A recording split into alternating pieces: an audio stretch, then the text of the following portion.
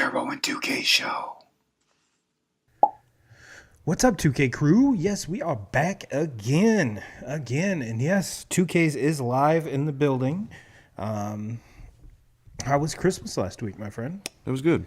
Yeah, it was nice to see the family. Finally was starting to feel better. The week before that, I was Dying. Yeah, it was bad. That was a bad 3 or 4 days. So back on the mend, feeling better. Still got this dry cough, and my nose just continues to run like a faucet. But as far other than that, I feel fine. Oh, good. I mean, it's one of those 'tis the season. Yeah. I mean, And when you have 3 elementary kids, yes, it who come definitely does home, not help. yeah, with a cesspool of germs, it's bound to happen. It's bound to happen for sure. But yeah, 2K crew, this is our last show of the year. Mm-hmm. Last show of the year, because obviously, if you and I want to continue to be married, probably not doing a show next week. Yeah. Probably not, considering it is Christmas Eve. And then New Year's Eve, I'm sure we'll be hanging out somewhere, partaking in some adult beverages. Yes. And however, would be a funny show. Yeah. Probably absolutely. would be a funny show. Yes, it would. But it's...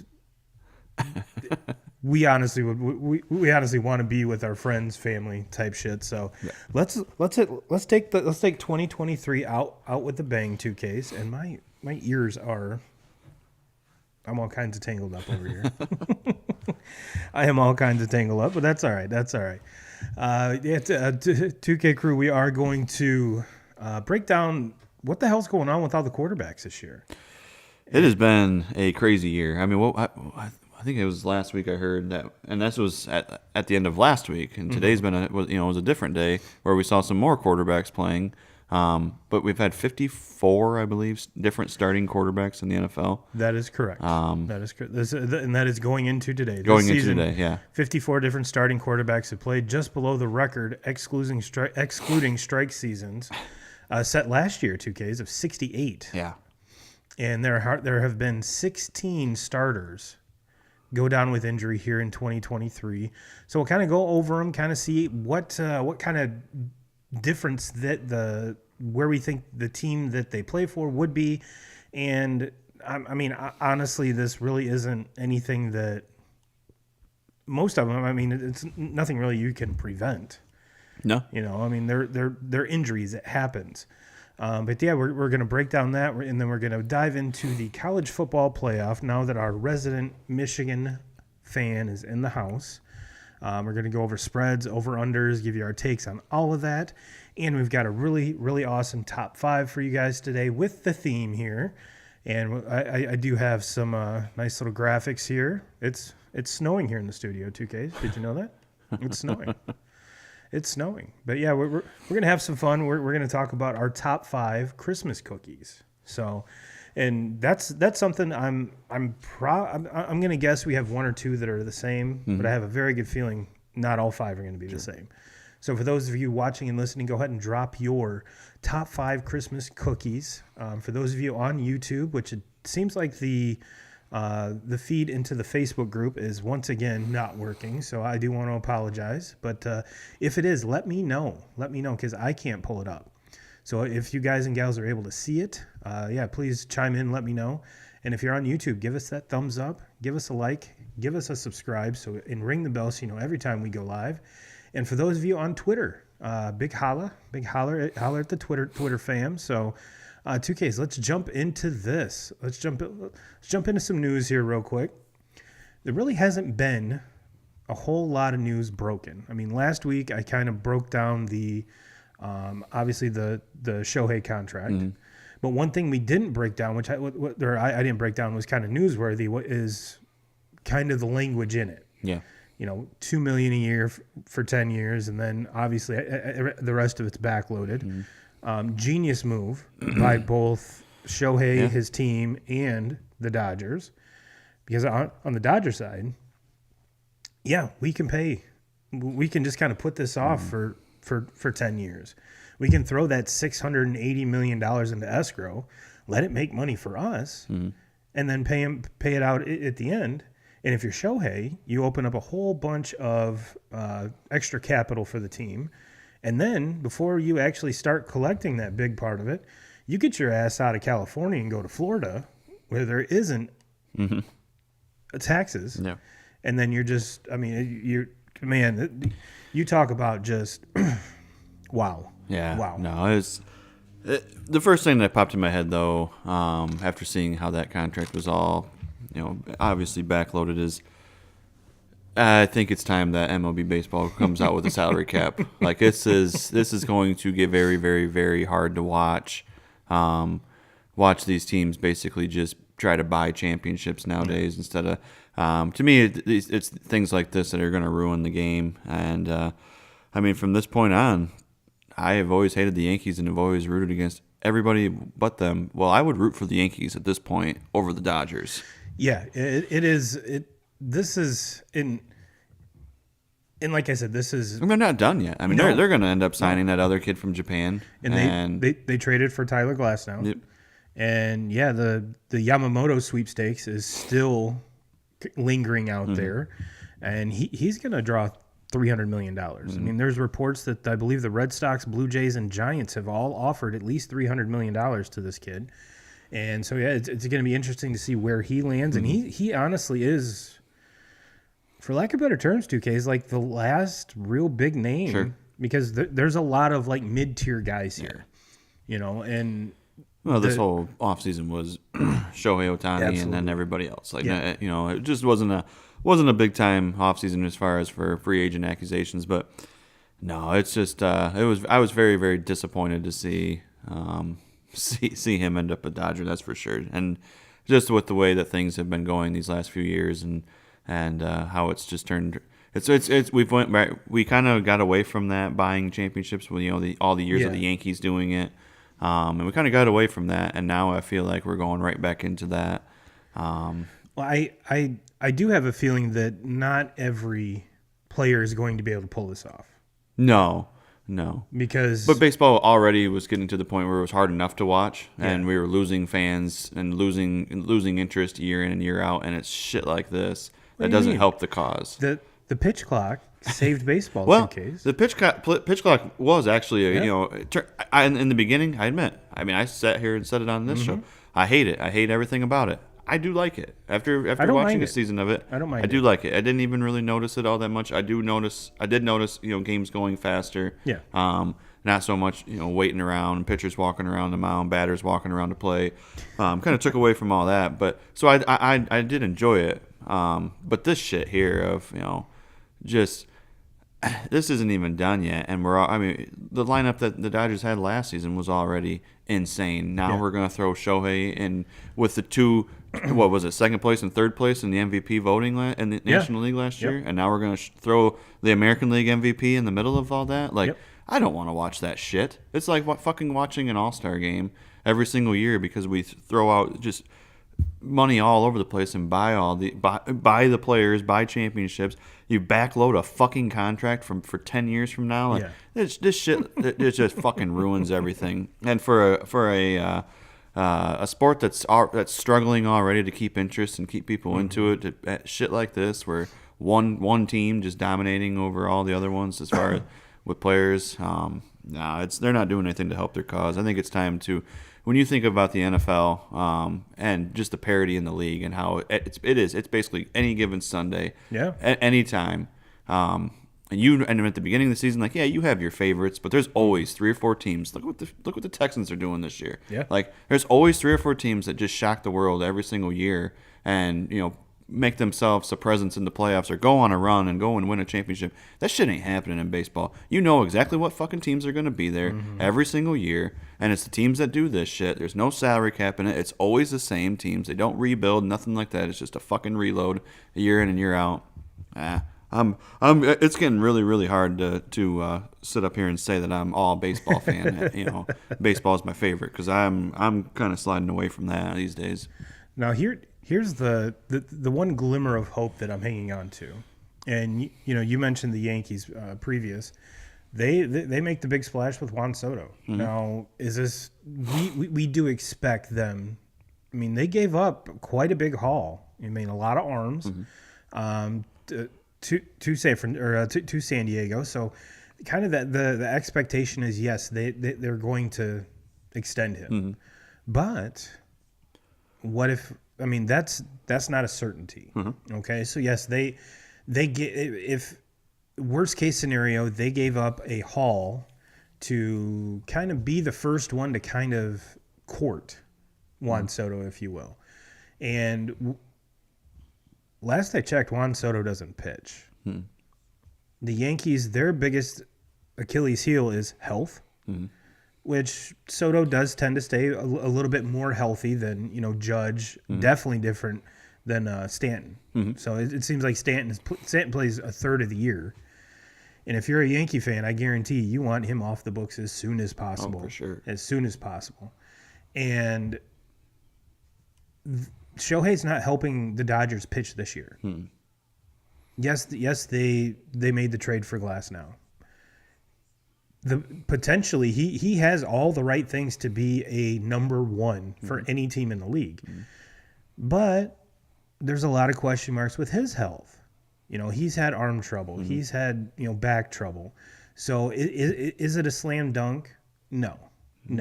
Now, if you were to tell me that, all right, yeah, they went out and traded for Garrett Cole, then I'd be like, all right, what the fuck, Yeah. But we've seen teams that out-hit bad pitching. Does it happen a lot? Is it a good formula to kind of go into the playoffs with? Not that we've seen historically, no. No, especially once you get into the playoffs. But with the Just lineup, ask the Braves. The lineup, and true, but the Braves pitching was really, really good. They just kind of had both things go. The pitching wasn't great in the playoffs, and their fucking offense that was dominating all season long disappeared in the playoffs.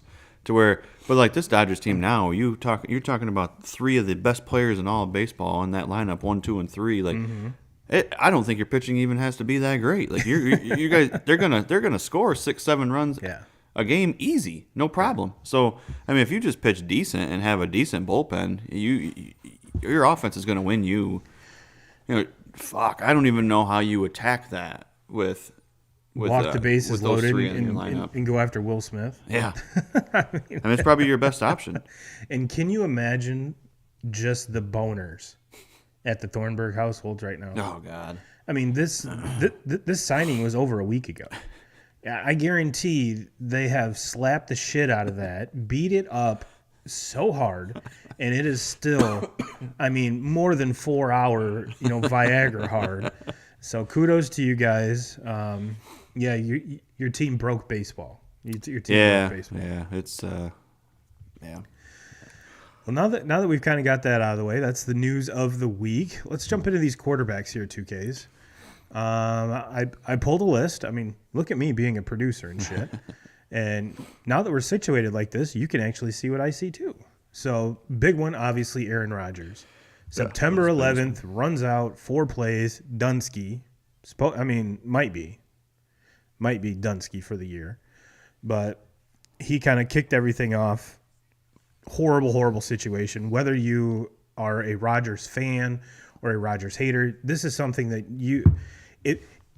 if you're a Rodgers hater, you would have much rather him be healthy and struggle all year rather than go out. I mean, yes, Jets fans can be some of the most obnoxious and arrogant people on the planet, and they haven't won anything.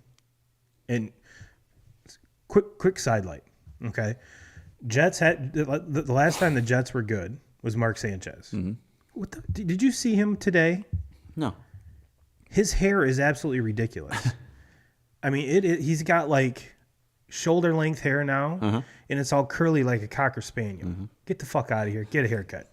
Anyway, I digress. I digress. After the Thanksgiving Day debacle, butt fumble, you would think that guy wouldn't even show up at an NFL field. Like, just stay off property. Don't even allow anybody to see you ever. Yeah, it's similar. It's similar to this here, 2Ks. But here, check this out. Look at that. That is absolutely ridiculous. I mean, he is kind of a goofy looking dude to begin with, and then have long hair and with a very, very high receding hairline. Yes. Yeah, not good. Yeah. Not good. We'll put a hat on. Yeah. Beanie. Yeah. Beanie. Especially this time of year. Especially this time of year. Yeah. And you have the excuse to be wearing it. I mean, Yeah, you're in I mean, New York. It's take cold. full advantage of it. Yeah, Why absolutely, not? absolutely. Why not? You were not in Miami today. No, and we'll kind of glance over the walking wounded here, 2Ks. Then we'll kind of go down with each team to be like, where do you think they would be with said guy? Sure. Anthony Richardson, the number 4 overall pick for the Colts, goes out. He, if I remember correctly, he only finished one game. Yeah, because So he got hurt in the first game of the season. Yeah.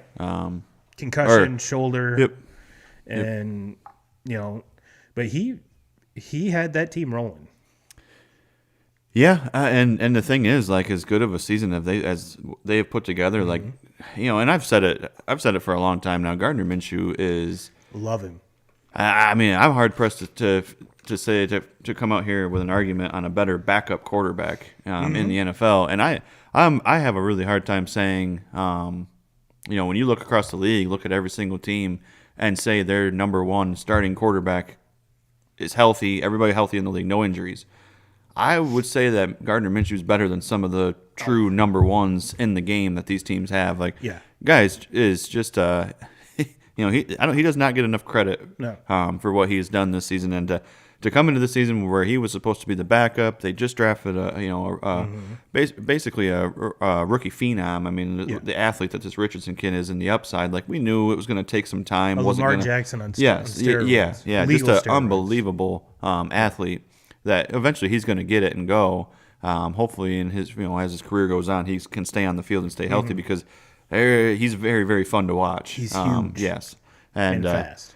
But going into the season, Minshew not having, he wasn't expecting to play, and to be at this point today, win another game or win a game last night, be at 8-6 now, absolutely. Like, and that's where I was going at with this argument. Like, with a lot of teams, when you think about losing your starting quarterback and going to a backup, you think your record's going to be worse, obviously, right? This record on this team and being 8-6 right now is they're probably a better team with Minshew as their quarterback right now. Nothing against Anthony Richardson, rookie quarterback. It takes time. Time. You're not just not everybody can just C.J. Stroud this thing and just take off running. There's these quarterbacks. It takes time to get it to where Minshew's been in the league. Minshew's been on some teams. He's played on a Super Bowl team. Like, that's why they brought him in. Yeah. I mean, so he knows how to win. That's the reason he's there. So he's the one guy in this whole argument, this conversation that we're going to have, that I would say probably worked out better for the Colts this season. Yeah. As far as where their record is, how they're a playoff team at this point right now, I think they're better off with Minshew as their quarterback. Now, big picture, you obviously want Richardson taking the snaps. Next up, we got Deshaun Watson with a shoulder. He's been out 11 games. I mean, that one is what it is. Nobody gives a fuck about him. No, but Joe Flacco has got them boys rolling. He basically came off the couch. Yeah. And had another very good game today. Danny Dimes has been out with a knee. His backup, DeVito. Paisan. I mean, where the hell did this kid come from? Illinois, right? Yeah. Something like that. Yeah, I think Illinois. His agent, if you don't know, bleeds Italian. I mean, if you cut this guy, gravy's coming out of his veins. I mean, this dude is awesome. Love every bit of it. Today on the sideline, he's donning a green outfit, suit, coat, pants, because he was just inducted into the Italian Hall of Fame. I saw that. Yep. So big shout out to you, bro. And this is something that we'll come back over the list and kind of get into, but. Kirk Cousins with the Vikings. I mean, the Vikings have been another Achilles. The Vikings, came back with Dobbs, and he seemed like a savior. Mm-hmm. Now it's kind of a revolving door, I guess you will. Kyler Murray has come back from the ACL, and if you're a Cardinals fan or a Kyler fan, you really didn't have any high hopes for this season so far, or for this whole season. So I think his play is kind of right on par of where it should be, and just loses. And this is gonna sound bad, but lose as many games as you can because you have Kyler there. You don't have to worry about getting a quarterback, and if another team is enticed by that draft pick that needs a quarterback, you got plenty to reload around Kyler and to kind of fill in the holes where because this team they were teetering on being a good team, but yes, Kyler ultimately is the guy over there. We just saw Joe Burrow go out with a wrist, and his backup. Jeez, oh, It's been a heck of a story with him. That's been that a heck dude of a has story. made a lot of money. Yes, he has. And love his moxie. Beats the Vikings who cut him, and cut him in like a shitty way. So you saw him coming off the field, throws his helmet down. He's like, they never should have fucking cut me. Never. I love that. I love that. And I mean, yeah, he's definitely not going to be a backup next year. No, Definitely not. Someone's either going to trade for him, or if he's not under contract from the Bengals, would it be smart for the Bengals to hold on to this kid? Yeah, but he's too young to kind of put a cap on. Yep. And his value is never more now. So yeah, gotta, in my opinion, and some injuries that haven't really haven't been, kind of. Well, we've got Justin Herbert with his broken finger. He's out. Easton Stick steps in.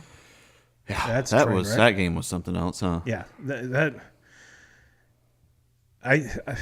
not that team was doing a whole lot. No. But after Herbert goes out, you could tell every single player on that team was just like, fuck it. Yeah, I mean that team's been unfortunately or fortunately, however you want to look at it. Staley had lost that team a long time ago. Yep. Long time ago, probably before the season even kicked off. Yeah. I think we all kind of knew that this was going to be his last Or season. should be, yes. Yeah. And I remember, and just watching the game on Thursday night, I'm like, he ain't gonna make it through. No. He's gonna be fired in the morning. And I'm sure as shit. I'm surprised he didn't get fired at halftime. Yeah.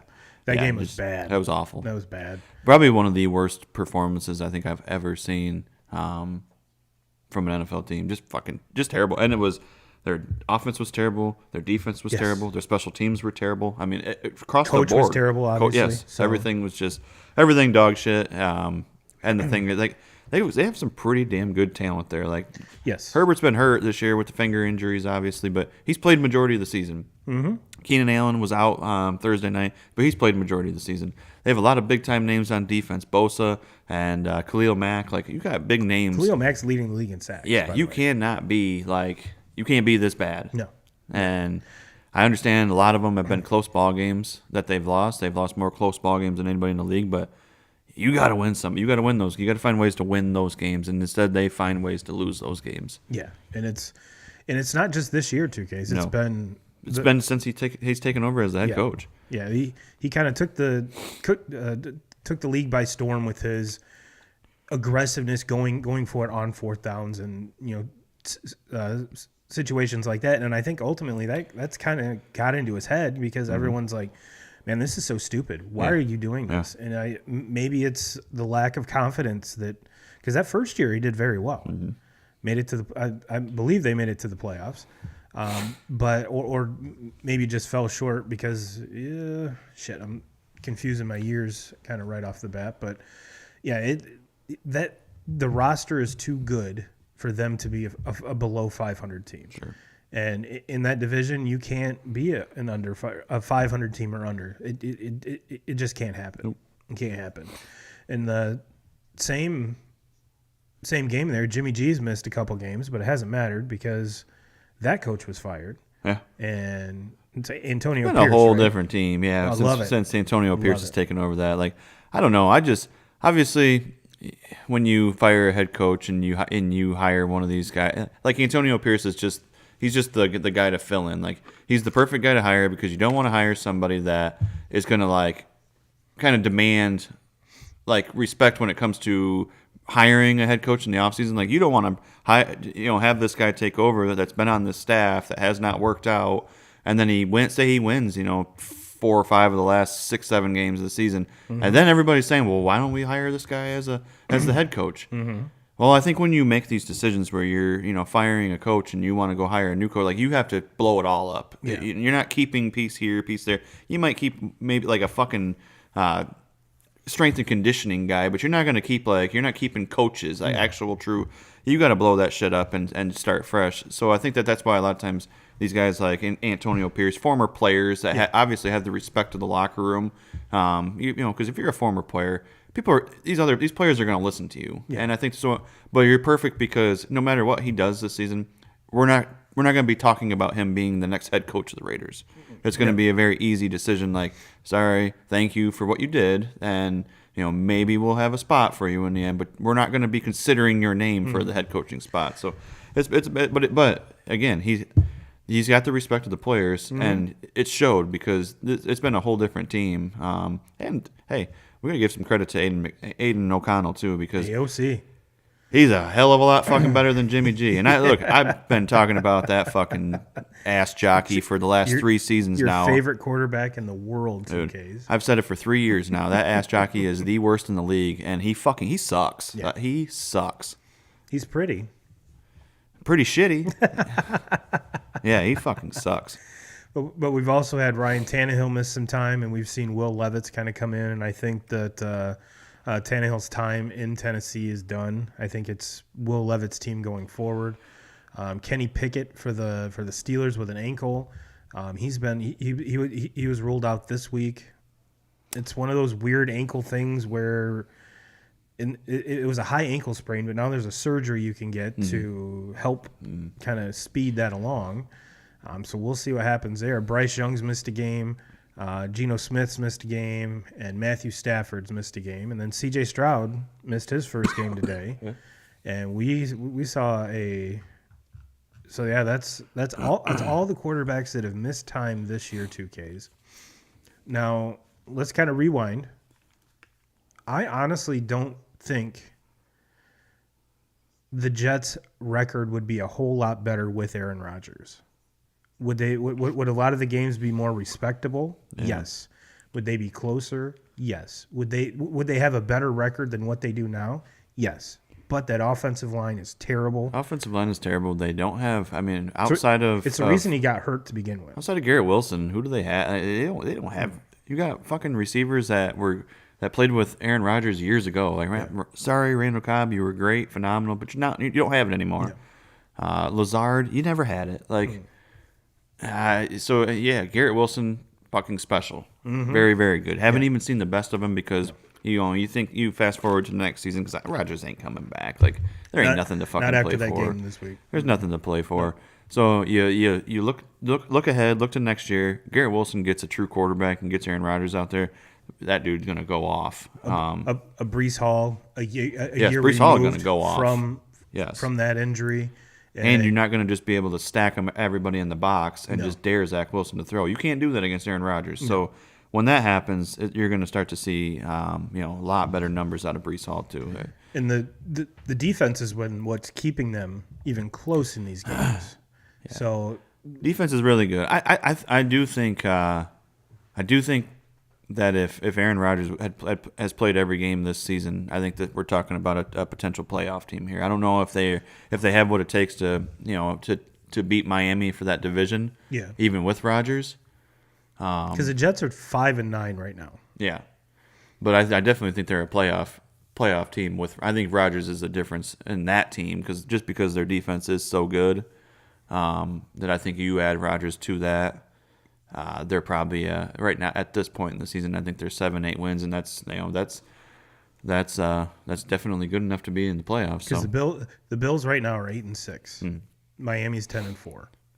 So 8-6 at this point. I would have to lean. Yes. Yeah. But are they an 11-12 win team with Rodgers? No. Look, the shitty offensive line is what got them in this this problem in the very beginning. I mean, third, fourth play of the season, bad offensive line play, blown assignment. You leave one of the best pass rushers in the game. Nobody touches him. Yeah. And Rodgers tries to make a move to get out of the pocket, and this happens. Like it's been the story of the season. I mean, even before the season even started, that was what they were talking about. That's their weak point. Well, what the fuck? You bring in one of the greatest quarterbacks of all time. Aged, going into year 40. So he's old. This isn't the Aaron Rodgers, from 10 years ago. Yeah. This is a different version. You bring him in with this fucking offensive line? Like, come on. Yeah, and we all thought his offensive line in Green Bay last year was terrible. Yeah. No, this is even worse. Yeah. And we talked about Anthony Richardson and the Colts. I think this might be the best thing that could have happened to him. I mean, granted, I don't want to wish an injury on anybody, but aside, you brought up the Gardner Minshew kind of being the bridge here, and then you add on to that 2Ks the whole Jonathan Taylor thing, and we've kind of seen Pittman come alive here this season. We've seen what's his name, Rhodes. The other receiver there, Yeah. he's kind of matured alongside him. So, is this setting up to be a Colts team that could be very competitive in that division? Yes, yes. So, if you're a Colts fan, it sucks because AR is the show. This is what Baltimore fans have been experiencing with Lamar Jackson this whole time. But this cat's bigger, stronger, faster, and it's one more year to get more pieces around him. We've seen that offensive line play extremely good with Gardner Minshew. It's kind of going back to when just take last year and throw it away for the Colts. What they've been leading up to last year. So does it suck? Yeah, but going forward, I do think that is kind of one of the best things that could have happened. With the Browns, I mean, Deshaun, not a big fan. Nope. I do think that Flacco is going to make himself some more money because of what he's doing over there. Do I think he remains with the Browns after this season? Nope, because someone is going to need his services, and you could argue that he's that offensive line is good. Is it great? No. Is the defense great? Absolutely. 100%. But aside from like Amari Cooper, and we've seen David Njoku come out of nowhere, which how you can hide that gentleman anywhere as large as he is, you talk about a specimen. I mean, Good Lord. for him, it's just getting a quarterback that can make the throws. Yeah. And it's like Cleveland has fucked around now for how long with these quarterbacks that just overspent. Oh my God, for yeah, Deshaun. and yeah, oh geez, I mean, yeah, way overspent. But like, for just Deshaun. have never they've had so many different quarterbacks, and they've tried so many different things, and trying to figure out that quarterback issue, the curse of being a quarterback in Cleveland for years now. And that jersey with like 30 some people listed on it. I mean, just all these failures basically. And who would have thought a fucking Joe Flacco, just a guy that look, everybody knows that the best of Flacco's days are done. They're gone. Yeah. Those days are gone. But the guy knows how to read defenses. He knows how to check into the right plays. He knows how to make sure to always have them in situations where they're gonna be they're gonna be set up with the best play to attack whatever defense. He can make all the throws. He's got a freaking cannon for an arm. Yeah. And so for guys like Njoku, who Njoku being a tight end for a lot of other teams in the league, we're talking about. I'm not saying Travis Kelce numbers, but we're talking talent-wise and athleticism. That dude's right up there with him. Yeah. He just never has been in an offense, a high-flying offense where they can throw the ball all over the place. He's never been given that chance. Well, compared to every other tight end in the league, he makes all of them look like fat slobs. Yeah. I mean, this dude is a chiseled. He looks like a goddamn statue. Yeah. That runs like a 4.5. I mean, that is absolutely ridiculous. So, yeah, any quarterback in the league would be glad to have that dude. Now, let's talk about the Giants here, 2Ks, with Danny Dimes. I mean, we got Tommy Cutlets over here. We got Tommy DeVito. The story itself is cool.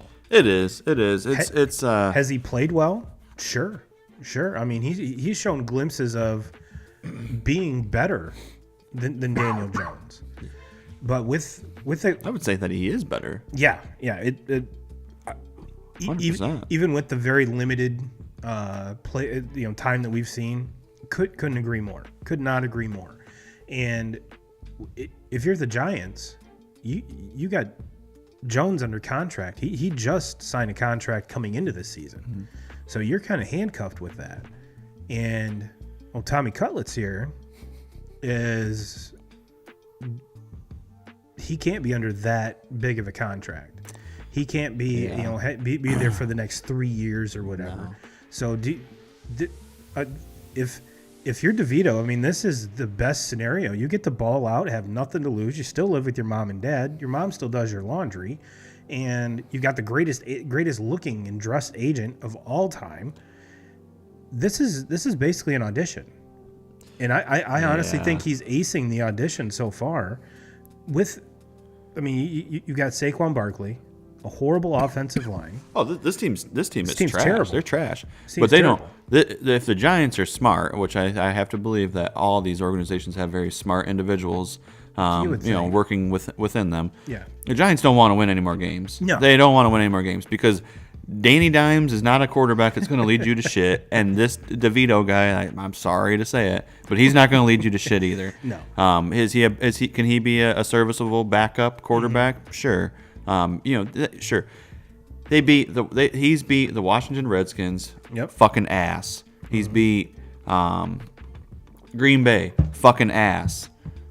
Green Bay played a couple good games there. They ended up beating the Lions on Thanksgiving Day, but from that point they've been right back to the same. Did just inconsistent. No, they lost today too. They're young. They're inconsistent, and that's just where they're at right now. They're just not. They're not. It's not the Green Bay teams of the past. And then they beat the Patriots. Arguably the worst team in the NFL with the Patriots. So now I look at what they got going on in the next 3 weeks. You got the Eagles twice. Not good. Not going to be good. Not going to be good. And you got the Rams. And since Stafford has come back from that one injury, the Rams have been they're a dangerous team. Him and Cooper Kupp. Yes. And you got Puka Nacua, who is Cooper Kupp version 2. Kyron Williams. Been one of them. I mean, they've have had a couple of the biggest, pleasant surprises this year. Of Kyron Williams and this Puka Nacua kid that just comes out of nowhere. He was even alive. And it's just so this Rams team, they had some injuries. They got off to a really slow start. Things were bad for them. They've started to figure some shit out here, and this is a team that if they can somehow just slide into the playoffs, I don't want to play them. And I have to imagine some of these really good teams that are going to be 1 seeds, 2 seeds are coming off that bye or whatever. They're going to be worried about seeing them too. Yeah, and. What about the Vikings, 2Ks? The Vikings are a different story. I mean, Kirk, this is his last year on his contract, if I'm not mistaken. He will be a free agent after the year's done.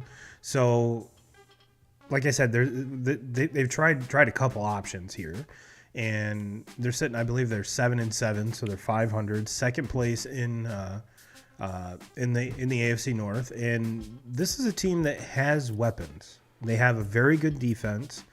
They have arguably the best receiver in football. He's been banged up. I get that. They have the best rookie receiver. Yeah. With the exception of Puka Nacua. Yeah. So if this is a team, 2Ks, that I even think if Kirk comes back, even though I know you're not a Kirk Cousins fan at all. I'm not, but I will give credit where credit's due, because I think if this injury never happens to Kirk, they got off to a bad start. Horrible. But they were playing some of the best football when the injury happened. Yeah, and if Jefferson stays healthy, yes, and they're right in the running with Detroit, hands down. And I believe Detroit plays them twice in the next 3 weeks. Yeah. So and I do like Jared Goff. I think Jared Goff's a very good quarterback, but when he's got to learn how to play outdoors. Kirk Cousins is the best quarterback in that division. Yeah.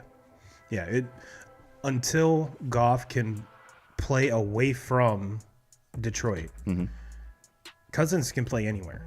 He can play outside. He can play in the dome in Minnesota. So I just need to see a little more. But as far as the Vikings going forward, 2Ks, this is a team that's ready to go. Mm-hmm. So it's going to be interesting to see where they go from here. It stinks because I'm right with you. If Cousins is healthy, they are contending for that AFC North. And with the up and down with the Lions right now, even though they are a 10-win team, 10 wins, 7 wins could very, very easily swing in the next 3 weeks. So not to say that that's going to happen, but definitely a different story when Kurt's there. The Bengals again got off to a slow start, and I think we all can agree that slow start you can attribute to the calf injury with Burrow, and now we get the wrist, and I'm delaying because I forget his backup's name right now. Browning? Yes. And this kid's come out and just balled. Been great. He's been really, really fun to watch, and for a season where, you know, what we've been talking about all night, with so many injuries to quarterbacks, starting quarterbacks in the NFL right now, a lot of games, especially primetime games, that you going into the season were very, very, very excited to see some of these matchups, and now with a lot of these injuries, it's like you kind of dread watching some of these games. Like, fuck. Yeah. We just watched a really good day of football Sunday. Like, can't wait for Monday Night Football. Who's playing? Yeah. I don't really give a fuck about that game.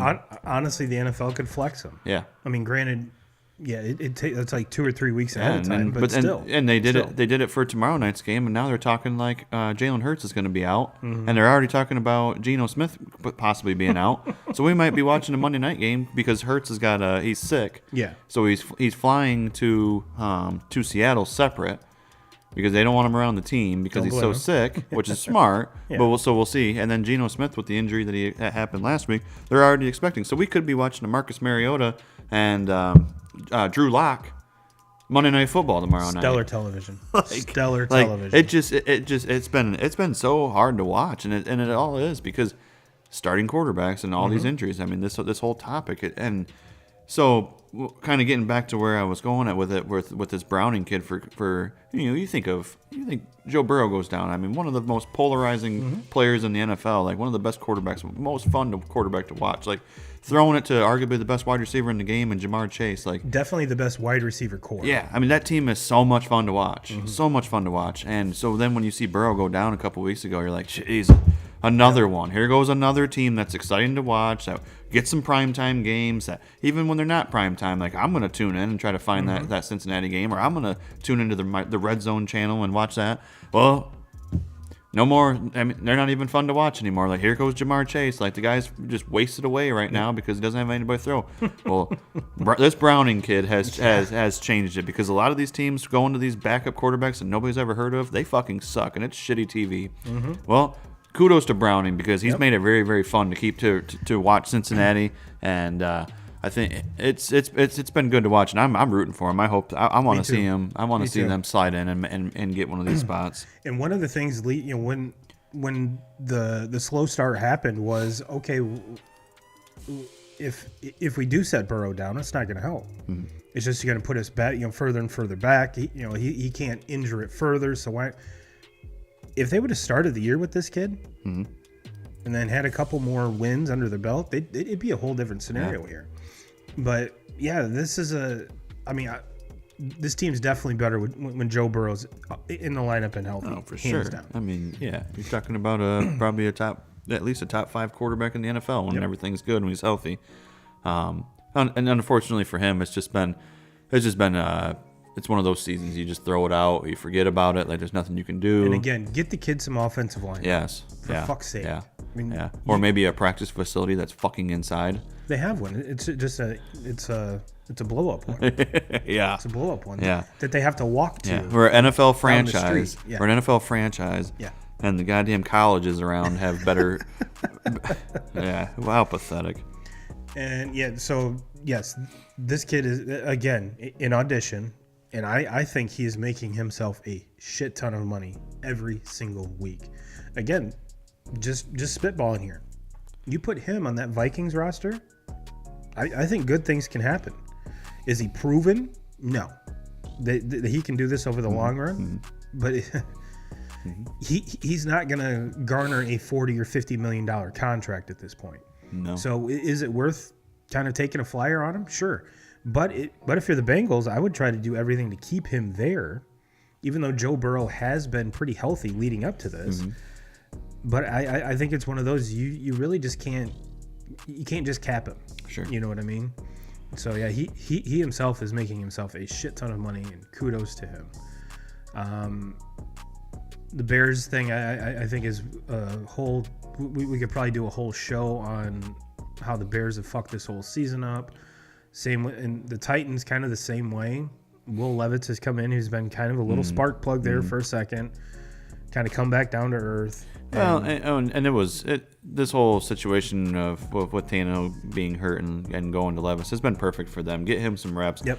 Look, Tannehill had plenty of time to prove that he's not the guy. I mean, has he been a serviceable quarterback? Yeah, absolutely, he has been. Yep. I can't sit here and say bad things about him like I can sit here and talk about Jimmy G for hours, but he's not the guy. Like he's just not the guy. It's time to move on from that. So that one's been a good one.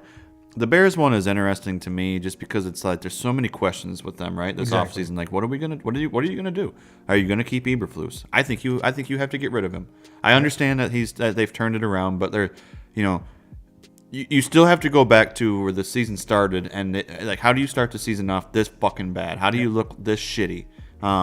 And I get it. You guys have figured it out and have kind of, rode the wave here a little bit in the end. And Justin Fields has looked a little bit better. But at the end of the day, like Justin Fields is not going to be the quarterback either, right? Mm-hmm. Like you have the number one pick. How do you walk out of this with? There's so many question marks around Justin Fields. How do you walk out of this draft and not take a quarterback when you're probably going to have the number one pick?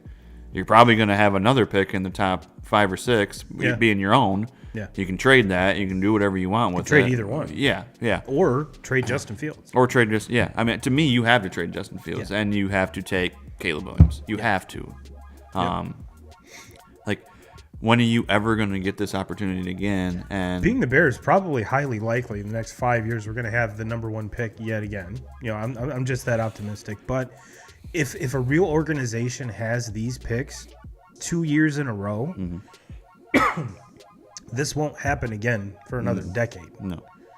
But it is the Bears. Yeah. Who the fuck knows? It's just I don't and I root for Justin Fields, I really do, and it's hard for me to say that being the Buckeye that he is and how he just freaking ran all over Michigan for that 1 year, but I really do. I root for him and I want him to do well. But when you're thinking about him, there's just so many question marks and he's so raw and he's a very good runner, but I don't know if he'll ever, get it going with the passing game. Or if his accuracy will ever get any better. I just don't think it will. They said the same thing with Lamar, though. Yeah, that's kind of the other side of the coin is that we've seen a player with these skill sets that has. Now, am I saying that Lamar is going to be a 70% completion rate for a whole season? No. Does he need to be? No, he doesn't need to be a Tom Brady-esque, Peyton Manning-esque, where they have to be accurate because they can't move. And a lot of the throws that each one of these guys are throwing, they're on the move. Yeah. Especially Fields because that offensive line is garbage. Yeah. And yes, DJ Moore is a good addition.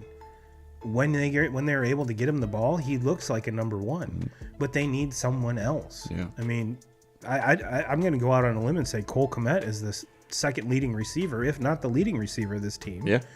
And he's been that way pretty much the whole time Fields has been there. Mm-hmm.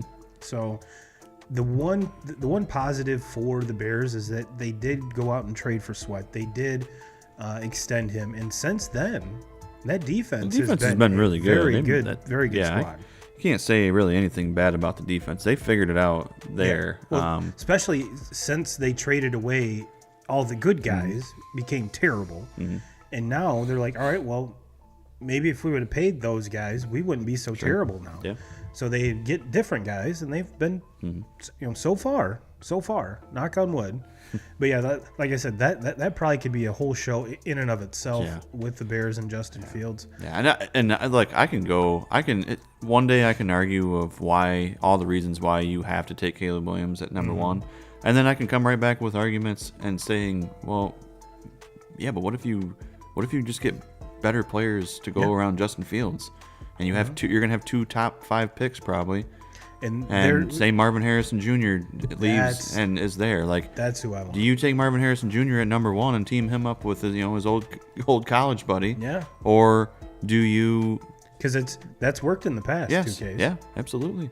Burrow, Chase. Yeah. It's definitely worked. It's definitely worked. And this is the thing too. Like, if you talk about Burrow and Chase, and Chase from the day he stepped into the NFL was one of the best wide receivers in the Hands game. down. That's how it's going to be with Marvin Harrison too. Yes. Whether and there's a good chance he stays at Ohio State. But whenever this dude ends up in the NFL, from day one, he's not like, give it a couple years. Must watch TV. He's going to be one of the best wide receivers in the NFL as a rookie right off the bat. Like, that's how good this kid is. Yeah, he's going to go right up there. Game one, Chase. Yeah, and that's where I sit being the Bears is like, yeah, I understand you got to have a quarterback to win in this league. For sure. I mean, it's the most important position on the field, hands down. If you don't have a quarterback, you cannot win in this league. You need that. But you only get opportunities at generational talent every now and again. And Marvin Harrison Jr. is generational talent. Like, you're not going to get another opportunity at every draft to get a receiver of that caliber. No. So you pass that up and you go Caleb Williams, who a lot of people say, he's a generational talent as a quarterback. I don't see it. I do not see it. This season, I think, exploited a lot of him this year, where that team was not very good, and he was not very good with that team. And a quick aside to that, it kind of showed his immaturity as well. Absolutely. And, it's when you think of a generational talent as a quarterback, I mean, there's a certain criteria, at least in my mind. He doesn't seem like that great of a leader. Mentally, he doesn't seem that tough. He's crying on the sidelines with his mom. Like, come on, man. Come on.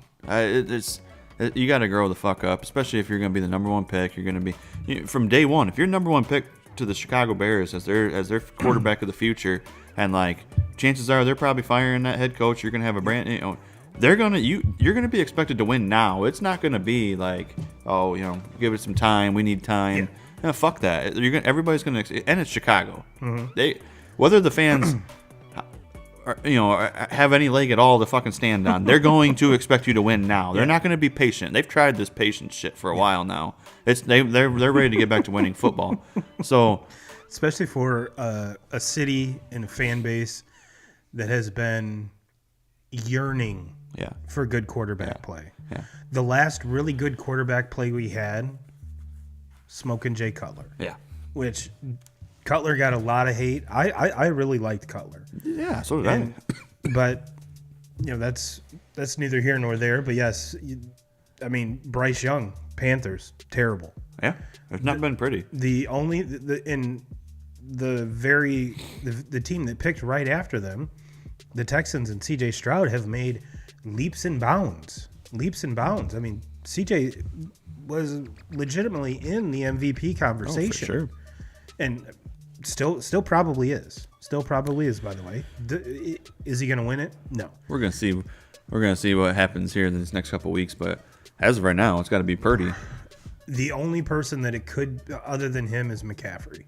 Yeah, and I mean, you can play, and it drives me insane. It drives me nuts listening to so many people say, "Well, it's just the Kyle Shanahan system. Like, anybody can quarterback on this team." No, they fucking can't. I never saw Jimmy G do that. No, or the other handful of Trey Lance. Fucking Trey Lance is with the Cowboys now as like their third string, and he couldn't do that. No. There's no fucking chance. Nate Mullins, I think, was there. Yeah, and now he's with back the Vikings. In third string with the Vikings and got his opportunity this week. There's no, it's not. That's not how it works. No. And the thing is, that offense is so high powered, and do I think you can just plug in any running back and they're gonna put up Christian McCaffrey numbers? Absolutely not. No. But you can put in a lot of running backs in that system, and they're going to be pretty damn good. Yeah, you can just put in Elijah Mitchell and just let him do his thing, and he's going to put up pretty damn good numbers. Now, are they going to be McCaffrey numbers? Fuck no. If you want to talk about just pure talent, best talent in all of the NFL, Christian McCaffrey's right up there. He's he's in the top 3. Yeah, and the only other guy I think aside from McCaffrey and Purdy CJ, he's borderline to me. Does he deserve to be in the conversation? Yes, with the season he's done and the rebuild and that whole just reset there, because we all thought the Texans were going to be terrible. The only other guy that can enter that conversation to me is Tyreek Hill. I agree 100%. And I would actually put now, I think being not playing this week kind of hurt him, but I would have to slot him above McCaffrey at this point, and it would be Purdy, Tyreek, and then McCaffrey. I agree with you 100%. And then CJ Stroud. It's most valuable player. Yeah. If you take Purdy off of that team, I mean, it might be a playoff team, absolutely, because of all the talent they have around them. They're not where they're at right now. This team looks right. Ever since they've gotten Debo and the Trent Williams, left tackle back, they've been untouchable. Like nobody has even been in a game with them. Nothing even close. No. And the way things are going and how good Purdy's playing, like I don't know if anybody can play with them at all as the season goes on. Like right now, from what I've seen, I think this team just runs away with the Super Bowl easy because I haven't seen anything to prove otherwise to me. And when that happens, Dustin, we need you on the show, live, in the studio, with the ring blazing. Yeah, we want to see it in person, Dustin. Absolutely, we want to see it in person. Yeah, because we will be rooting for that so hard. Yes, so hard. Not only because you're our boy, but you've been Kyle Shanahan's biggest fan for a long time. Just how cool he is, the offensive genius that he is. So, and we saw what happened last year. If Brock Purdy is healthy through that whole game, I think they beat the Eagles. Eagles do not make it to the Super Bowl. I think they beat the Eagles. I think they go, and I think I think they beat the Chiefs. I think so too. That's how good. That's how good I thought they were. And Brock Purdy comes back this season and is just even better than what he was last. And that's why I think if the season ended today, he's got to be the MVP. And if anybody else wins it, I'm fucking pissed. Yeah. But in the grand scheme of things, like this team we're talking about, they're the best team in the NFL. I don't think there's any argument right now. They're the best team in the NFL. If they go on win the Super Bowl, which they're the favorites to do that, I don't think Brock Purdy gives a shit about that MVP. No. That's good teams right there. Like the best teams are the ones that don't give a fuck about the stats. They just want to win. That's the only thing that matters. And I think that Kyle Shanahan is like the best in the biz at that. Like it might be the fullback that gets all of it today, and Debo, you might get 2 or 3 touches. Yeah. And then the next day, Debo's going to have 2 or 3 touchdowns over 100 yards, and George Kittle might be blocking his ass off the whole day. Yep. And they're cool. And has 2 catches for 12 yards. But they're good with it. 6 pancakes. They're good with it. There's not a lot of teams where that shit works. Like you watch the Eagles. Yeah. And how many times do you see AJ Brown come off the sideline just fucking pissed off, he's screaming and yelling at Jalen Hurts because he's not getting the ball? Well, dude, you're fucking being blanketed by 3 over there. Like, and Devontae Smith is wide Smith's open. on single coverage. I'm going to take my chances and just kind of, 1-on-1 to me is better than 1-on-3. Like, I know you're really, really good. And you're really one of the best tall. in the league, and you're very, very tall, and you're very, very strong. And a lot of times, if we just get you the ball, you're very, very fast. Yeah. But I'm gonna play the game over here 1-on-1, but like you don't see that shit in San Francisco. Like guys aren't coming off the sideline like, oh my god, another 3 touchdown game for Christian McCaffrey. Yeah. Nope. George Kittle, he's just the one. He's the reason why he's getting 3 touchdowns because he's blocking his fucking guy all the way down the sideline or out of bounds. And so it's just that mentality that I think that Shanahan's been able to create there. And obviously you need the players to do it. And he's done such a good job of it. I think he's the best coach in the NFL, and I don't even think it's close. Well, and I think it's just been very, very bad luck. Yeah. As far as these injuries go, the last few years, yes. Every year. And this year, it seems like they've been able to avoid that. Debo was out for a couple weeks, Trent Williams out for a couple weeks, and they were bad with those when they had those injuries. But it's just for a couple weeks. They're back. They're healthy now. Hopefully it stays that way. I don't ever want injuries to be a deciding factor in games. And last season, that San Francisco and Philadelphia Eagles game, injuries were what decided that game. Well, yeah, when you don't have a quarterback, you're almost saying, all right, Christian McCaffrey is going to be our quarterback. Yeah. Because we don't have a guy that can throw the ball. Is it Josh Johnson? Who the hell is that? And yeah, plug and play any quarterback. That cat couldn't do it. No. I have more faith that Christian McCaffrey could have run that offense better, or put George Kittle in there. Mm-hmm. Why not? Mm-hmm. At that point, he's got to be better than old Josh Johnson, or whatever the hell his name is. Yeah. Well, 2Ks, we've kind of run the gamut here with the NFL quarterback kind of carousel here. Let's talk about the bowl games. Let's talk about these bowl games because 2Ks, your Michigan Wolverines are playing Nick Saban and the Roll Tide Alabama Crimson Tide New Year's Day. Why this is not the primetime game, I don't know.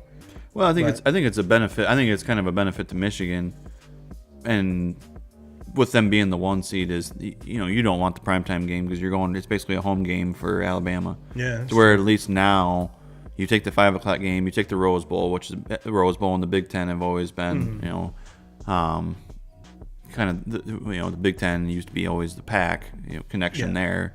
So you have Michigan in the Rose Bowl, but you have both teams traveling now, going in obviously to a different time zone, to where. So I think it just kind of makes that home field advantage thing a wash. To where so many of these games, it's an SEC fucking home game every single every year for them. Yeah, if they were playing at the Caesar Superdome in New Orleans, that would be a little bit of an advantage.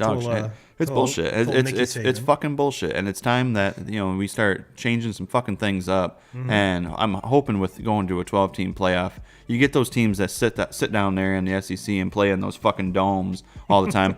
Get your fucking asses up here. Come up here. Play a game. It doesn't need to be outside. You come to Indy. Play in Indy. Yeah. Come up. Go to Minnesota. Play in Minnesota. That's a beautiful stadium. Why don't we use that? Like we don't have. It doesn't have to. But get the fuck out of this bullshit where all these teams always have to go right to a home game for them. Everything's catered around the SEC and college football, and it pisses me off. And I'm hoping that with this going to a 12 team, we start to change that. And we will see these SEC teams have to travel up north and play.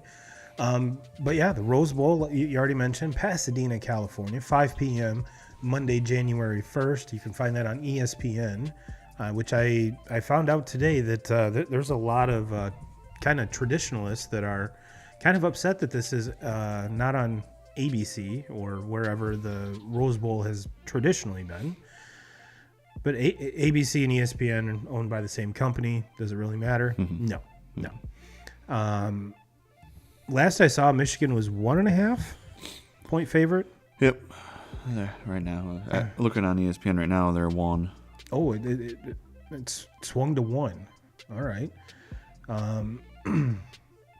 What's the over-under on that one? It's pretty low if I remember right. 45.5. It's kind of middle of the road. I mean, it's nothing huge. How do you see this playing out? And I have a feeling we kind of know who you're going to take on this one. But kind of give us a final score. Yeah, I think the over/under at 45.5 is pretty accurate for how this game's going to go. I think it's going to be fairly low scoring. There's two things to me that really stick out right off the bat. Can Michigan defend Milroe as being the mobile quarterback that he is? Because they really haven't faced that all season. Mm-hmm. And in years past, they've had a really really hard time of defending a mobile quarterback.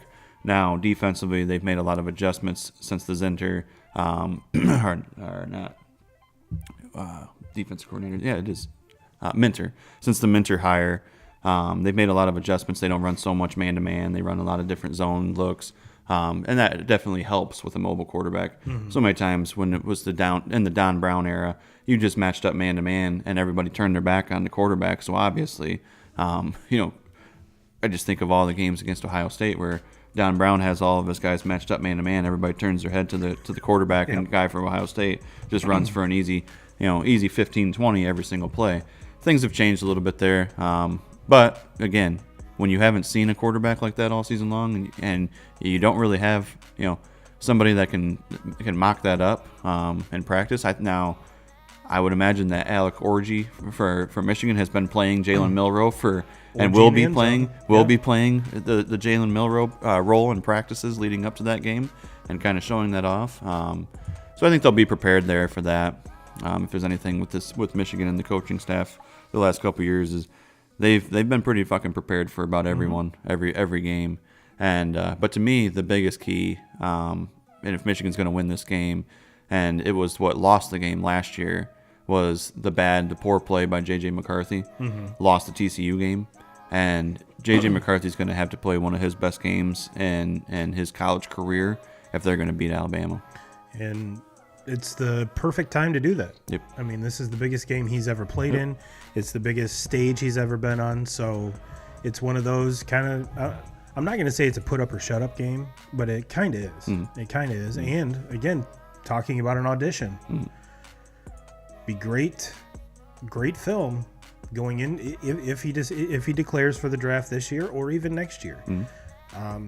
Not many quarterbacks can say they beat Nick Saban in a bowl game in the college football playoff, because that shit doesn't happen that often. Now, on paper, 2Ks, when you look at these two teams, and maybe it's just because of the Regency bias up here, but Milrose is the only really star player, I guess you could say, that's kind of a household name. Whereas Michigan, Blake Corum, J.J. McCarthy, I mean, there's more of a... There really isn't that standout guy, your Julio Jones, Calvin Ridley, Devontae Smith, that's going to just totally torch this team. Or you look at the string of running backs that Saban's put out there. There really is, and maybe there is that guy that we just haven't noticed it yet. Sure. But it seems like this Alabama team is different as compared to years previous. And I still haven't put my finger on if that scares me more or I'm more comfortable taking Michigan to win this game. Because I have a feeling whoever wins this game is going to win the whole damn thing. Not taking anything away from Texas and Washington, but I think Alabama and Michigan are head and shoulders better than those two teams all around. I definitely would take Michigan or Alabama's defense over either of those teams. And I know we're kind of putting the cart before the horse here, but what is your score prediction? 2Ks, Alabama, Michigan, January 1st. I would say Michigan 27, Alabama 21. I agree it's going to be a close game. I agree it's going to be a close game. I think the under is going to hit on this one. I think it's going to be like an 18-16, 16-12 type of game here. I think special teams, it's going to come down to special teams.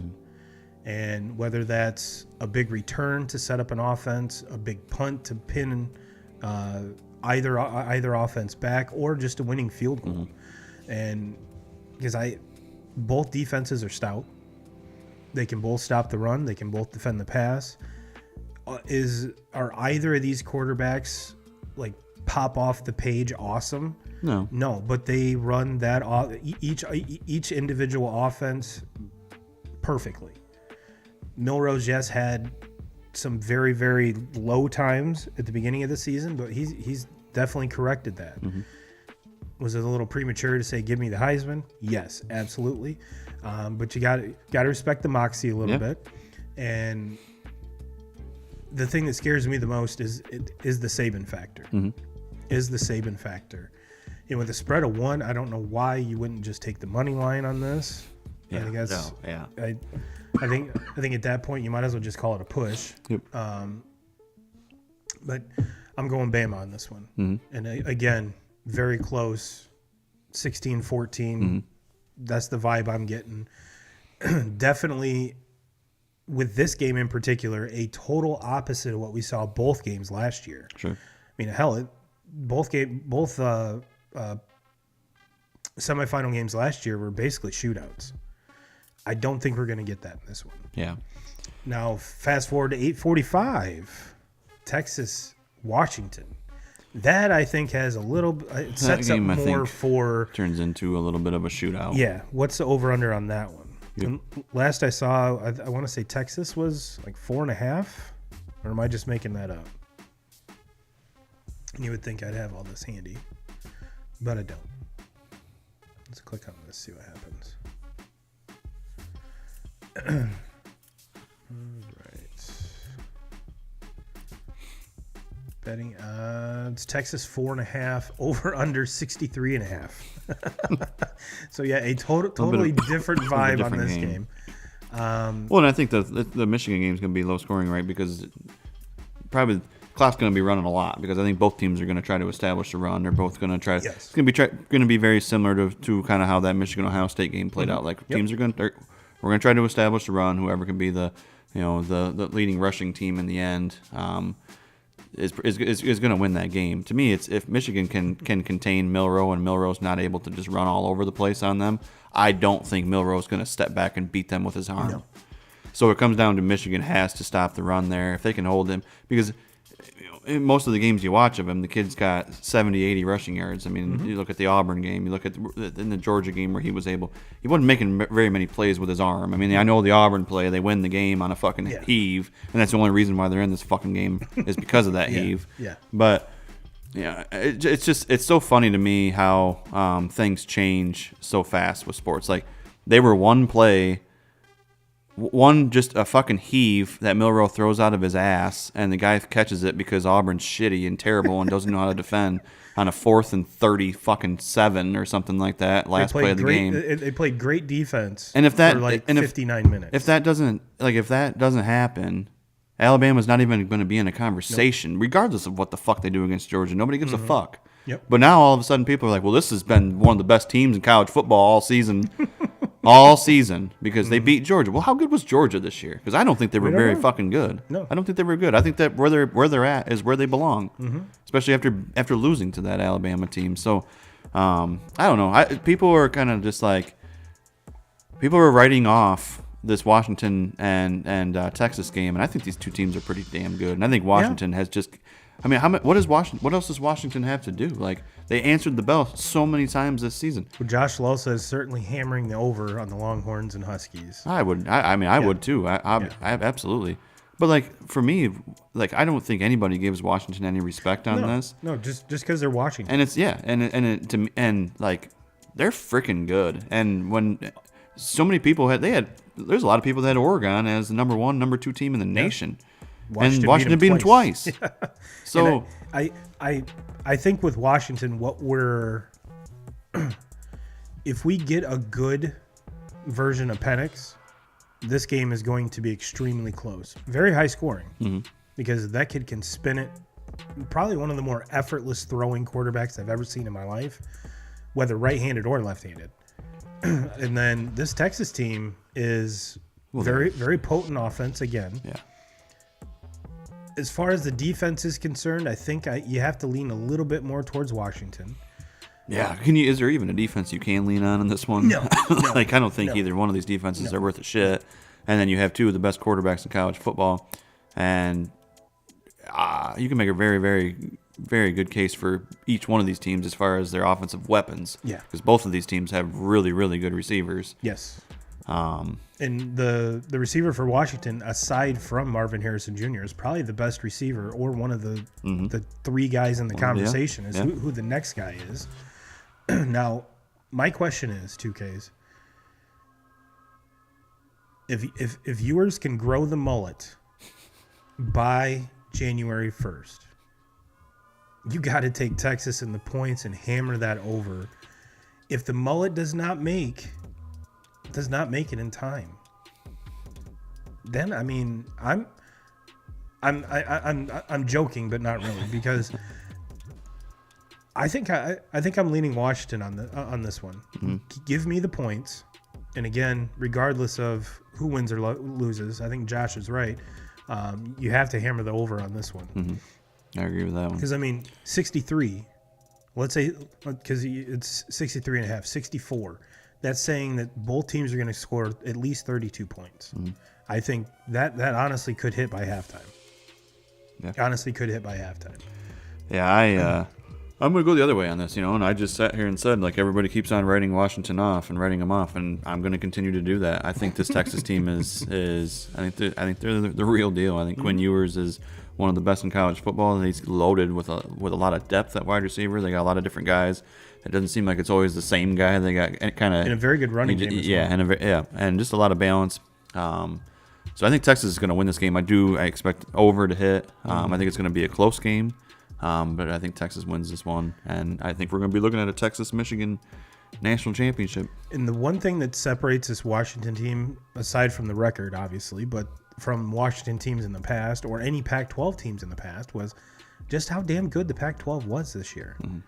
Kind of a shame that or you can think about it as they went out with a bang, because this is the most loaded Pac-12 I've seen since maybe Pete Carroll in the USC days, but probably depth-wise, it's as deep as it's been. Josh also says where Milrose will be most dangerous will be when Bama spreads Michigan out on passing plays and he takes off with his legs. Very interested to see how U of M goes about trying to account for that. That's something that you brought up. Yeah. Something that you brought up. So, yeah, we've got, in your eyes, a Michigan-Texas final, and I've got a Bama-Washington final. Mm-hmm. So you look at like Michigan all season long. They do a lot of two linebacker defenses. They play the nickel with Sanistril, and I believe Sanistril plays a huge role in this game because I think you kind of use him as a spy, right? Like in a lot of these situations, he's proven all season long he's a very good tackler in the open field. He's very fast. It's going to obviously.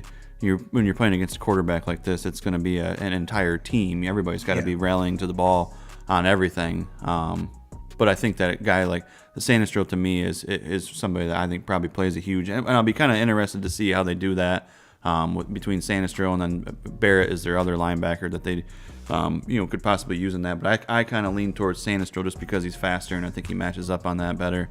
But this is going to be.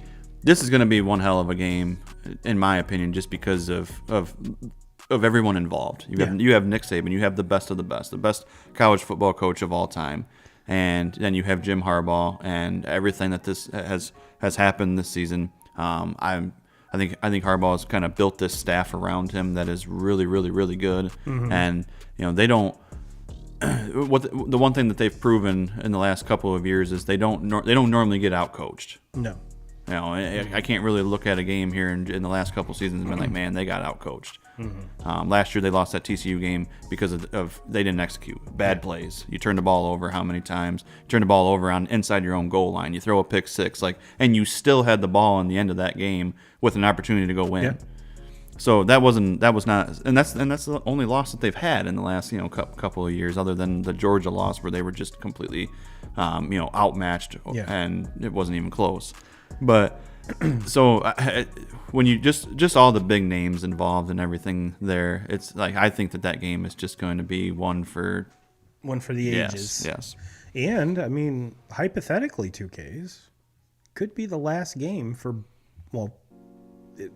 whichever team wins. Obviously, there isn't going to be the coach's last game, but could be the last time we see both Saban and Harbaugh, because there's rumors, and yes, albeit rumors. Which I'm sure we'll talk about here in the off season. But there's been many people say that this is Saban's last year. I don't believe it. I don't believe it either. I don't believe it. I don't think that'll be the story, right? As we start getting closer to this game, and I think both of these guys will be back as head coaches of Alabama and Michigan next season when it's all said and done. Like I've said, it would be the biggest suck my dick moment if Jim Harbaugh strides out there week one and says, "Hey, I'm not going anywhere." Yeah, I'm not going anywhere. That's my go win it all this year, and still fucking come back whatever. Now one thing I did want to bring up that we kind of glossed over with the quarterbacks is we did have a comment on the Facebook post here from Bradley Newell. Good story I heard today on the topic, talking about the quarterback carousel that we're seeing here. Heard today on this topic was most college ball isn't preparing most backups for the NFL. Most number 2 quarterbacks that come out of college have run spread, and it doesn't translate into the NFL.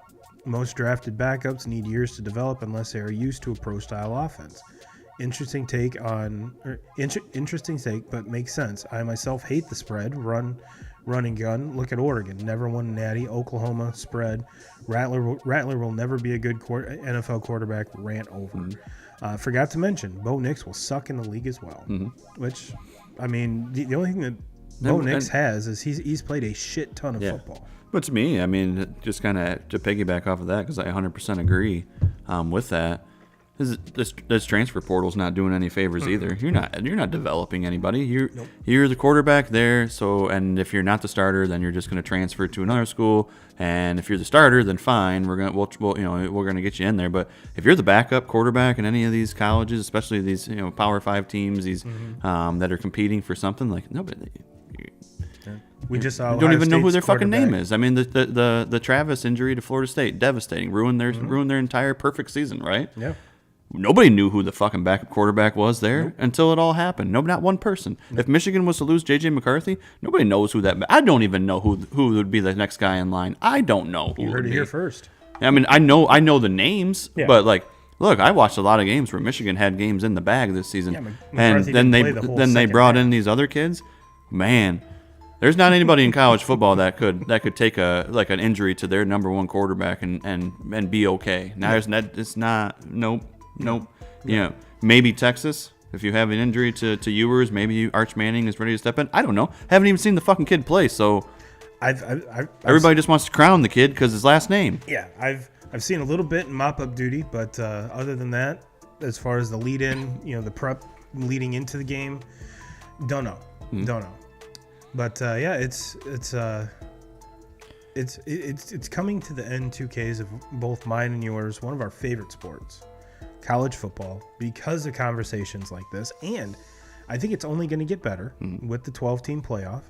I mean, yes, it can't get worse because this system has been flawed since the very beginning. And it's very, very fortunately for college football is they haven't had very many seasons where they've really had to worry about it because things have just kind of played out. Well, this year it all came front and center, and you can't. How do you have a Power 5 with four spots and make that make sense? And look, I don't know if you talked about it when I wasn't here when this all came out. I think that the Final Four is 100% correct. I can't say a bad thing. Now, does that say that I don't feel bad for Florida State? Oh, I fucking feel awful for them. Heart's ripped out. Because if this team goes. Perfect season, they win all their games like they did, and Travis is still the quarterback there. They're probably either the 2 seed or they're the 3 seed, hands down. But unfortunately, if that Florida State team lines up and they play against Michigan, they're getting the doors blown off. It's not even close. No. It's not even close. No. And it would probably be a better game than the Michigan-Iowa game, but still, Maybe. I mean, yeah, I would agree with that because I think Iowa, they could score some points. Yeah. Now Iowa's defense is better, so Michigan might score more points on Florida State. It'll be a more entertaining game. Yeah. But no, to kind of backpedal here, the reason this has worked for so long is the Pac-12 has been garbage. Sure. That's okay. There's your 5 down to 4, and we've seen. Teams like Cincinnati sneak in. We've seen teams like Notre Dame sneak in where there haven't been heavy favorites in each one of the conferences. But now, this year, and I pretty much said word for word verbatim what you said. As far as the 4 best teams as of Selection Sunday, they got it right. Oh yeah. But my problem with the whole thing is though, this wasn't Devin Travis didn't get hurt in the conference championship game. This was something that happened 3 weeks in advance. We knew this. So why didn't they change that in the rankings before? You can't use that as your reason. And I agree with your reason. Yeah. But you can't just pull that out of your pocket after the conference championship games and then use it. Use it right off the bat. Everybody knew. I said it the night that the injury happened. I said they can go undefeated and they're still probably going to have a hell of a time getting in. Just because when it comes down to it, they're not going to want that. And nobody's going to want a team in the college football playoff of 4 that doesn't have their starting quarterback. Yeah. Nobody can take that. I just said it a second ago. If J.J. McCarthy's not on Michigan's lineup and he's not healthy, Michigan's not a top 4 team. No. Period. No. Jalen Milroe's not on Alabama's team, and they got to go with a different quarterback. They are not a top 4 team. They're probably not a top 4 fucking team with him. No. We saw the Tyler Buckner experience for at least a half. You take Michael Penix off of Washington. They are not a top 4 team. You take Quinn Ewers I don't give a fuck about Manning. I haven't even seen him yet. You take Ewers off of that team. They are not top 4.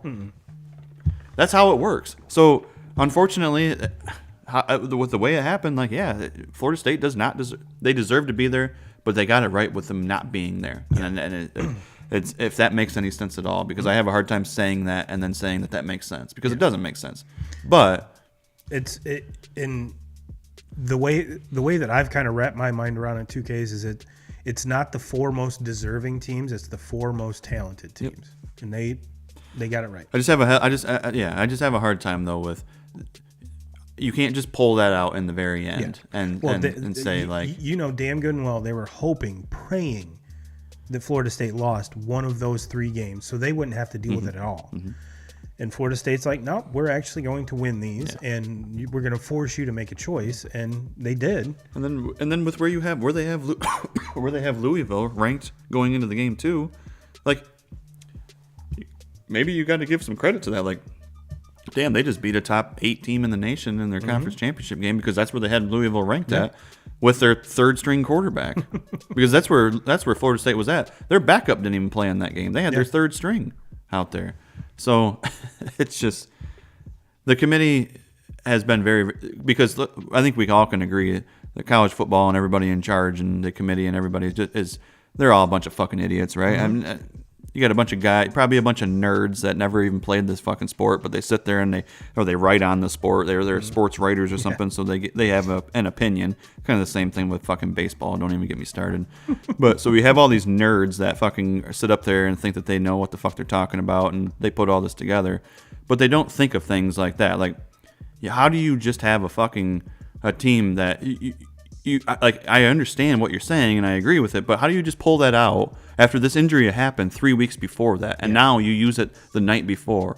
And it's because they were sitting back just hoping that Georgia won, right? Yeah. They were just hoping that Georgia wins this game, everything plays out, and we can fucking blend in like we do every year, and people don't have to tune in on their TV and look and see what us dipshits are doing. We actually got to do our job. Right. So they've been very fortunate that things have worked out, but.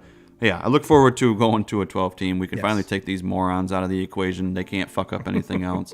And don't even get me started. Well, 2Ks, let's move to our top 5 here. And we are running a little long, guys and gals, but that's okay because like we said, this is our last show of the year. And with that being said, let's turn some snow on here because we're talking about Christmas cookies. Top 5 Christmas cookies. And I was kind of going a couple different ways with this. It's like, okay. And I thought, this is going to be kind of hard because everyone's family kind of has their own little signature cookie or something that we grew up with that I have a very good feeling you didn't grow up with because our parents are from different places. But I was like, you know what? Screw it. There's some classics here that I think are going to be on both of our lists. And there's going to be some unique ones. And I'm kind of excited to see how our lists kind of compare to each other and kind of get because who doesn't love a Christmas cookie? And I'll start with mine because I usually go last on these, but I'll go ahead and get us started. And for one, I'm not a bland kind of cookie guy. I mean, for those of you that know, I am diabetic. So when I do indulge, I like to at least have a little bit of fun with it. And our snow's not working, so we'll turn it off. Party pooper. But I mean, gingerbread didn't make my list. There is one, and we'll start out with that with number 5. Is your classic sugar cookie, and I'm not talking about the ones that you make with the kids and they put all the frosting on it. It's like there's some of them that are just kind of naked in essence with a little bit of sugar on top, and they're not hard as boards. You know what I mean? And to me, to get a good sugar cookie, you have to buy it. I've never really had a good like standout sugar cookie that someone's made. Sure. So number 5, going to start out the list, classic sugar cookie. It's hard to go wrong, but it's easy to go wrong, but when you find a good one, man, is it awesome. My number 4, kind of going a little off here. Just your standard no-bake cookies. Mm-hmm. And with that being said, you can dress up a no-bake as however you want. You could even put little bits of peppermint in there, some M&Ms. I mean, sky's the limit with no-bakes. So I've got no-bake at number 4. Number 3, this is one that I have a feeling is going to be kind of central to the Jackson household, is date nut pinwheels. They sound terrible. Mm-hmm. They are a pain in the ass to make, which is why my mom only makes them around the holidays. And it's one of those things where we kind of grew up on them. Now, Kristen loves them as well. So that's kind of a good thing. So yeah, date nut pinwheels coming in at 3. Number 2, I got to go peanut butter blossom here, 2Ks. What better marriage than a peanut butter cookie with the Hershey Kiss on top? Classic. Can't go wrong with that. And someone that's made quite a lot of cookies, it's really hard to mess up peanut butter cookies. I mean, it's the list of ingredients is not that big. So, and then you just top it off with you put your thumb in it, put your Hershey Kiss in there. And number 1, 2Ks, the Snickerdoodle. Love me some Snickerdoodles. And the Snickerdoodle really isn't like it's a cookie you can have all year round. So I think kind of the versatility of the Snickerdoodle, and there's if you Google Snickerdoodle recipes, there's about 1 million of them. I saw one that had eggnog frosting on it, and I was like, ooh, give me some of that. So 2Ks, your number 5 Christmas cookie. All right, number 5, I'm just gonna go basic, probably the most basic cookie that everybody loves, chocolate chip cookie. Yeah, timeless classic. Yeah, I mean, how can you go wrong with one? Easy. I know it's not really like anything special as far as around the holidays or Christmas, but anytime you put a chocolate chip cookie on the table, I'm gonna eat it. Yeah. So regardless of the time of year. Yep. Don't give a fuck. Peanut butter blossoms, number 4. Yeah. Gotta love those. Yeah. I mean, you have them every holiday. Great cookies. Can't go wrong with them. Number 3, I'm a sucker for oatmeal raisin cookies. You are a weirdo. Fucking love them. I don't know what it is about them because I'm not even really that big of a fan of oatmeal, and I don't really like raisins at all. But when you put them together, something about it, I like them, and I'll sit there and eat them all night long. So I'm the complete opposite of that. I get mad because they're not chocolate chips and they're actually raisins. But will I sit and eat one? Sure, with a little glass of milk. But that, to me, that's a cookie that you have to have milk with. Yeah. So. And then number 2, I'm gonna go no bake. I love no bake cookies. It's hard to go wrong with a good no bake. Yeah, I love them. And then number 1 for me, I call them. I mean, I don't know. Maybe people that know me or have been around my house know. I just call them my mom's Christmas cookies. It's a sugar cookie, but yeah, I love them. And it's funny because not everybody in my family is crazy about them, but for some reason, like ever since I was just little, like I think the world of these cookies. And I've never had a cookie that tastes better. So like it's like my favorite thing on Christmas because she makes them every single year on Christmas Eve night. So then we go over there on Christmas Day. They're fucking fresh. They're ready to rock. And the best part about it is not everybody likes them, so I always end up going home with a lot of them. Yeah. Well, you're gonna have to make sure I partake in one of these. Yes. Mom's. You're gonna have to come over very, very soon after Christmas because they don't last very long in the house. So everyone else in the house likes them too, huh? Yeah. It's just the. Well, yeah. I mean, the kids. What cookie out there does a kid not like? So when you have 3 of them, they're all going for them all the time. But they're I think so highly of these cookies that I actually hide them up on top of the cupboards where I'm the only one that can reach them. Yeah. I love it. Well, 2Ks, let's check in on this Ravens-Jags score. We've got a 10-0 game here at halftime. 10-0 game at half.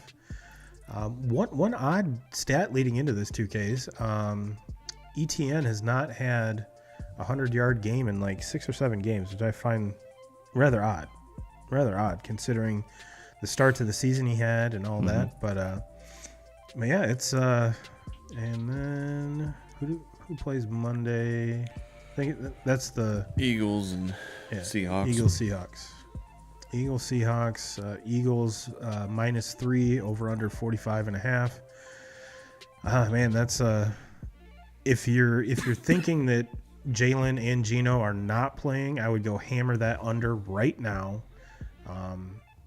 Because the whole the backup carousel, I couldn't tell you who the backup to either of those teams are. And Josh Lowe commented when we were talking about the whole Florida State thing. He goes, "Sounds a lot like the NFL, doesn't it? In terms of backups leading the team." It's like, yeah. So it's not just the quarterbacks are hard to come from. I mean, that's going back to the conversation we had about the Bears earlier. Like, I mean, I understand that you have a generational talent of Marvin Harrison if he enters this draft, but you can't win in that. You can't win in this league without a quarterback. Nope. And so you have to sit back and you have to really, really think long and hard. Is Justin Fields the answer? Can you win with Justin Fields as your quarterback? I don't know. I can make an argument on both sides. It's a tough one to make. And there's teams where you can't make the other side of the argument. New England. I think Mac Jones is done. No, I 100% agree. If not Bill Belichick. So it'll be interesting to see because that team's got probably the most holes ever in a Bill Belichick team. But yeah, I'm sure we'll have plenty of time leading up to the draft to get into that. In 2Ks, is there anything else that we didn't touch on here? Nope. Lions with a big win today. Yeah. Got back on track. Excuse me. Again, playing at home. Russ was not cooking. Not cooking at all. I'll tell you who was. Mr. Sam Laporta. He was cooking. Yeah. And for those Lions fans that were cursing the team on draft day, selecting Jahmyr Gibbs and Sam Laporta with their first 2 picks, you got some egg on your face there, boys. You got some egg on your face because those two, that tandem going forward, I'm going to throw it out there. I don't even care who the quarterback is. Yeah. That's a special tandem there. And then St. Brown. I mean, that's in a defense that not great. Can they figure it out? That's the thing too. Is like, and they have it so good on the offensive side right now, and they've got it all figured out there. When they're not turning the ball. When they're not turning over the ball, exactly. That now they can address all defense this next offseason. Like, I think that they're going to be in the playoffs. They're going to win that division. And hopefully, I'd like to see them win a game in the playoffs. And but I don't think they're ready to take that that San Francisco step where they're a true contender or a favorite.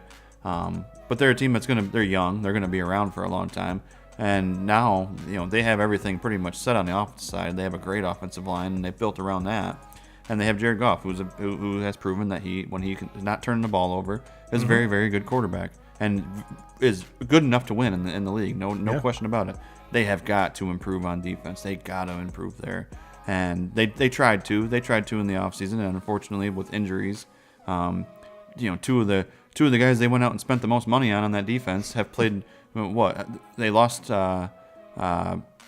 CJ there in the first game of the season, so he'd been out, and he was who they spent some of the most money on. Looks like he's trending back. Yeah, and then with the injury to the ACL injury to Mosley, the defensive back that came from San Francisco, those are 2 guys that would be huge difference makers on this defense now. But they got, to me, the first thing that just jumps off the paper to me is they have to get pass rush help to take some of the heat off of Aiden Hutchinson, who's getting triple teamed. Yeah. Or double team with a chip, every single play. So, but no, and if they win the division 2Ks, they're gonna have a home playoff game. Yep. So I like the odds there. Well, 2K crew, we love each and every one of you. Thanks for hanging out with us. Like I said, we did go a little long today because we're off for the next 2 weeks. So everyone have a happy holiday, a fantastic new year, and we will see you in 2024. And as always, Jim Rome, we're coming for you.